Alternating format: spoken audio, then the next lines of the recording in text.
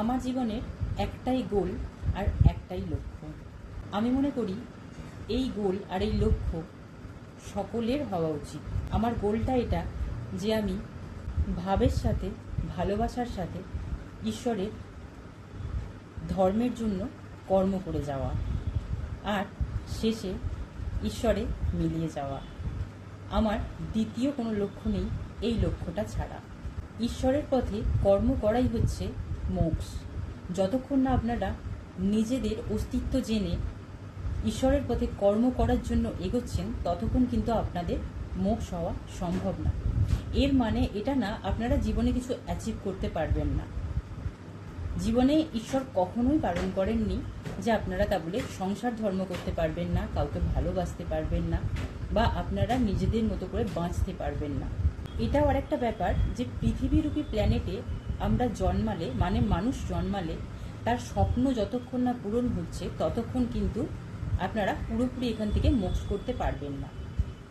আপনাদের ইচ্ছা, আপনাদের যদি একটা ইচ্ছা পূর্ণ না হয় তাহলে ঈশ্বর আপনাকে আবার এই প্ল্যানেটে নিয়ে এসে ফেলবে। এটা খুব সত্যি কথা। পৃথিবীতে যেমন টাকারও প্রয়োজন, তেমন একটা সৎ পার্টনারেরও প্রয়োজন। আমি স্পেশালি আজ ছেলেদের জন্য বলবো যে আমার চারিপাশে আমি যতটা যা দেখতে পাচ্ছি, যেগুলো সত্যি আমি সেগুলোই বলবো, কারণ সত্যি বলতে আমি ভয় পাই না, সত্যি বলতে আমি খুব ভালোবাসি। এমন পার্টনার চয়েস করুন যার গুণ আছে, যে সংস্কারী। শুধু রূপের সৌন্দর্য দেখবেন না, দেখে বাড়িতে বিয়ে করে নিয়ে চলে আসবেন না। যারা টাকার ভালোবাসা বাসে না, এরকম মেয়ে আপনারা অনেক পেয়ে যাবেন। এরকম মানুষ পৃথিবীতে ঘুরে বেড়াচ্ছে চারিপাশে, যাদের সৌন্দর্যও আছে আর যারা শুধু টাকাকে ভালোবাসে, যারা আপনাদের এটিএম কার্ডের মতো ব্যবহার করবে। দুদিন পর যখন আপনারা বাবা হবেন, তখন আপনাদের বাচ্চাদেরও সেম শিক্ষা দেওয়া হবে কি এটিএম কার্ড কিভাবে ব্যবহার করতে হয়। এখনকার বাচ্চাদের তো দেখছি তাই, শুধু ভৌতিক পড়াশোনার বই নিয়ে বসিয়ে দেওয়া হচ্ছে, আর কিভাবে পয়সার হিসাব করতে হয় সেগুলোই শেখানো হচ্ছে। এটিএম কার্ড কিভাবে ভবিষ্যতে ব্যবহার করবে সেসবই শেখানো হচ্ছে। সংস্কৃতি হারিয়েছে, বাচ্চাদের এখন সংস্কার নেই, কোনো আধ্যাত্মিক বানানো হয় না, ঈশ্বরকে চেনানো হয় না। আমাদের স্মার্ট জেনারেশনের পার্টনাররা এখন বাচ্চাদের আর ভাগবতম পড়তে বলে না, গীতা পড়তে বলে না, বলে কি শুধু ভৌতিক জ্ঞান, যেগুলো দিয়ে শুধু টাকা ইনকাম হয়। সত্যি বলতে কি, আমিও আজ পর্যন্ত জানি না যে এটিএম কার্ড ঠিক কীভাবে ব্যবহার করা হয়। এর মানে এটা না যে আমার জীবনে টাকার প্রয়োজন নেই, আমাদের সকলের জীবনেই টাকার প্রয়োজন আছে। আমি আমার নারায়ণকে বলেই রেখেছি যে যদি কখনো আমার অনেক টাকা হয়ে যায় আর আমি সেই টাকার অহংকার করে ফেলি, দেমাগ দেখিয়ে ফেলি, টাকার পিচাস হয়ে যাই, লোভী হয়ে যাই, তাহলে আমার টাকার প্রয়োজন নেই। তাহলে আমি যেমন আছি, এই মিডিল ক্লাস, আমি তেমনই থাকবো, আমার কোনো অসুবিধা নেই।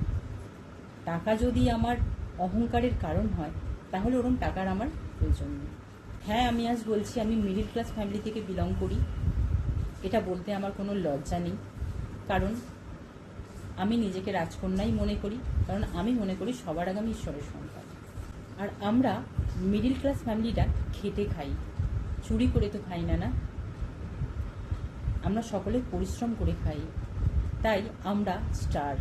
কতটা পরিশ্রম করলে তবে মা লক্ষ্মীকে অর্জন করা যায়, কিন্তু মা লক্ষ্মীর মতো ওয়াইফ আনতে গেলে আপনাদেরও কিন্তু 10 বার ভাবতে হবে যে বউ নিয়ে যাব না। আমি এই কথাটা আগেও বলেছি, নিয়ে গেলে সোলমেট নিয়ে যাব, জন্ম জন্মান্তরের কানেকশান যার সাথে হবে, আমার এখানের সাথে কানেকশান হবে না। রূপে দরকার না অন্য কিছুতে। নিজেদের পরিশ্রমের লক্ষ্মী অপচয় হতে দেওয়ার আগে ভাবুন, ভেবে তবেই ডিসিশান নিন। পার্টনারের যদি অত্যধিক কার্মিক বা অত্যধিক অপশান থাকে, তাহলে সেরকম পার্টনারকেও চয়েস করা কখনোই ঠিক না। সব কিছু সঠিক পাওয়ার জন্যই আমি বলি, সঠিক অ্যাচিভ করার জন্যই আমি বলি যে আধ্যাত্মিক হন, সবাই আমার পথে আসুন, দেখুন সব কিছু ঠিকঠাক হবে। ঠিকঠাক পার্টনারও পাবেন, ঠিকঠাক ভালোবাসাও পাবেন। ভালোবাসার সকলের প্রয়োজন। ভালোবাসাকে নিয়ে খেলা হওয়া এটা ঠিক না। পার্টনার হলে হোক মিষ্টি মিষ্টি বাচ্চা বাচ্চা টাইপস, যে আপনাকে ভালোবাসবে, আপনার টাকাকে বা সম্পত্তিকে ভালোবাসবে না।